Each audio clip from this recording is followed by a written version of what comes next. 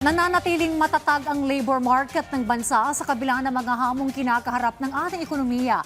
Base naman sa huling labor force survey ng PSA, nanatiling mataas ang employment rate sa bansa. Yan ang ulat ni Carlo Luis Candelaria. Nananatiling mataas ang bilang ng mga Pilipinong may trabaho ayon sa pinakahuling labor force survey na inilabas ng Philippine Statistics Authority ngayong araw. Mahigit 49.6 million na mga Pilipino ang may trabaho noong May 2026, nakatumbas ng 95.2% employment rate ng labor force. Samantala, bumaba naman sa 12.2% ang underemployment rate.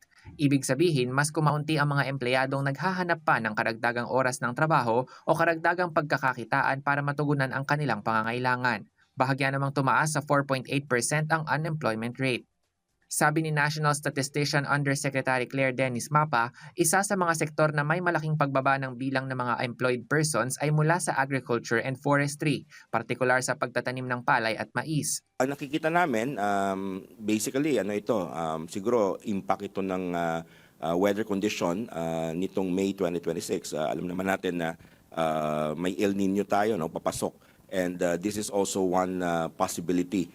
Samantala, ayon sa Department of Labor and Employment, ipinapakita ng pinakabagong labor force survey na nananatiling matatag ang labor market sa kabila ng mga hamon sa ekonomiya. Binigyang diin din ni Labor Secretary Francis Tolentino na ang layunin ngayon ng pamahalaan ay hindi lang makalikha ng mas maraming trabaho, kundi ng mas dekalidad na hanap buhay na may disenteng kita, magpapalakas sa kakayahan ng mga manggagawang Pilipino at maghahanda sa kanila sa mga trabaho ng hinaharap. Carlo Luis Candelaria para sa Bayan.